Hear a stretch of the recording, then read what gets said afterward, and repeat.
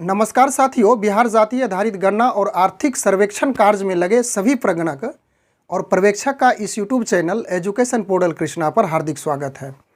आज हम लोग पुनः इस वीडियो के माध्यम से प्रश्न 10 कार्यकलाप और कोड और प्रश्न 17 सभी स्रोतों से मासिक आय और वह भी नवजात शिशु, वृद्ध और बीमार व्यक्ति से संबंधित क्या कार्यकलाप कोड होगा और क्या सभी स्रोतों से मासिक आय होगी, उसके लिए क्या कोड होगा, इसकी जानकारी प्राप्त करेंगे। हालांकि इससे रिलेटेड हम लोग पिछले दिन एक वीडियो के माध्यम से इसकी चर्चा किए थे और यदि आप उस वीडियो को नहीं देखें तो डिस्क्रिप्शन बॉक्स में उसका लिंक अवेलेबल है। लेकिन उसमें उस संदिग्धता का समाधान यानी कि वह जो कन्फ्यूजन था उसको दूर नहीं किया जा सका था। ट्रेनर के द्वारा इससे रिलेटेड बातचीत की गई। ट्रेनर महोदय यानी कि जो प्रशिक्षक महोदय है वह वरीय पदाधिकारी से बातचीत करने के बाद उसके बाद इस संदिग्धता को दूर किया गया। तो हम लोग कल चर्चा किए थे, संक्षेप में उसकी यहाँ पे भी चर्चा कर लेते हैं कि क्वेश्चन 10 में कार्यकलाप और कोड है, जिसमें सरकारी नौकरी के लिए 01, संगठित क्षेत्र में नौकरी के लिए 02 था। उसके बाद बीच में और भी पार्ट्स छूटा हुआ है। कचरा बीनना के लिए 11 और अन्य के लिए 12 कोड था। उसके बाद 13, 14, 15 यह भी कोड निर्धारित था। 13 विद्यार्थी के लिए, 14 था गृहिणी के लिए और 15 था कुछ नहीं के लिए।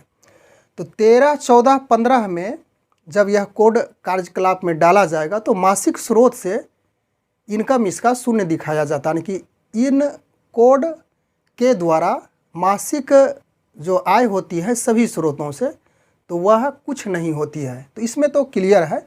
लेकिन अन्य कोड जो 12 है इसमें बुकलेट में दिया हुआ है कि वृद्ध, बीमार एवं कार्य करने के लिए शारीरिक या मानसिक रूप से सक्षम नहीं है, तो उसका कोड अन्य 12 दीजिएगा कार्यकलाप में। और जो ही 12 आएगा तो यह जो 0 से अधिक 6000 तक 01 और यहाँ से 50,000 से अधिक 07, इसी के अंतर्गत यह कोड होना चाहिए, जो कि निर्देश पुस्तिका में कुछ कन्फ्यूजन उत्पन्न करता है उस आधार पे।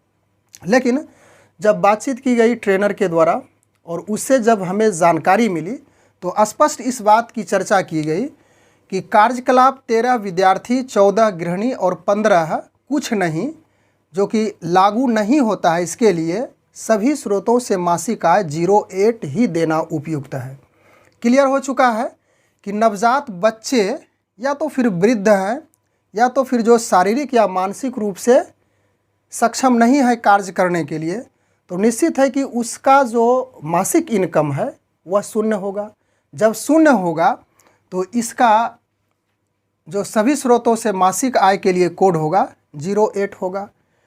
तो स्पष्ट अब हम लोग कर चुके हैं इस बात को कि नवजात बच्चे हों, वृद्ध हों, जो अपने परिवार पर आश्रित हैं, तो उसके लिए कार्यकलाप कोड 15 दिया जाएगा और सभी स्रोतों से जो मासिक आय होगी कुछ नहीं यानी कि लागू नहीं होगा, इसके लिए 08 दिया जाएगा। तो यह जो सस्पिशन है, जो संदिग्धता थी, तो निश्चित रूप से यही होना भी चाहिए, क्योंकि जो वृद्ध व्यक्ति हैं, बीमार व्यक्ति हैं और जो नवजात हैं 1 साल, 2 साल, 3 साल हो चुका है जिनका, तो वह क्या, वह विद्यार्थी भी नहीं है। तो जब विद्यार्थी नहीं है तो कुछ नहीं के अंतर्गत आएगा और विद्यार्थी, गृहिणी और कुछ नहीं के लिए आय संभव नहीं है।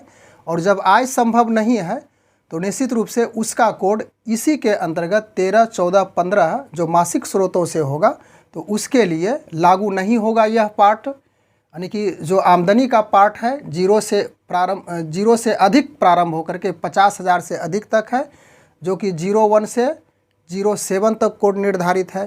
तो हम लोग अंततः इस पड़ाव पे आ चुके हैं और यहाँ से हम लोग स्पष्टता इस बात की कर लें कि जो नवजात बच्चे हैं या तो फिर वृद्ध हैं या तो फिर जो बीमार व्यक्ति हैं वह परिवार पर आश्रित हैं, तो उनका इनकम शून्य होगा।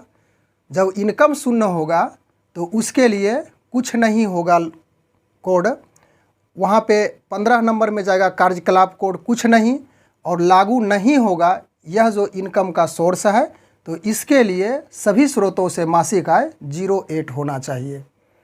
बस आज के वीडियो में हम लोग इसी बात की चर्चा करने के लिए उपस्थित थे। मिलते हैं अगले वीडियो में, तब तक के लिए धन्यवाद।